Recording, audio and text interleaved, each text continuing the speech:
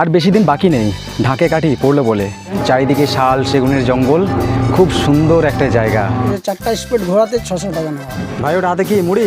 জঙ্গলে মুড়ি পেলি কোথায় ভাই? সিজনের সময় এখানে ঘুরতে আসলে সব কিছুই পাওয়া যায়।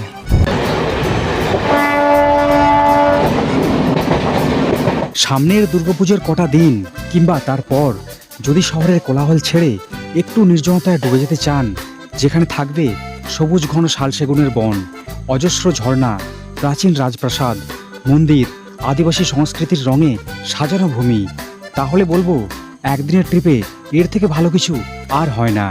এই ভ্রমণে আমরা ঘুরে দেখব ঝাড়গ্রাম এবং সাথে বেলপাহাড়ি, যেখানে পাহাড়ের সৌন্দর্য, সবুজ প্রকৃতি এবং কাশফুলের সমারোহ স্বাগত জানাবে আপনাদেরও। তাহলে চলুন যাওয়া যাক আজকের একদিনের কম খরচে বাঙালির ঘোরার আরেক ডেস্টিনেশন ঝাড়গ্রামের মাটিতে।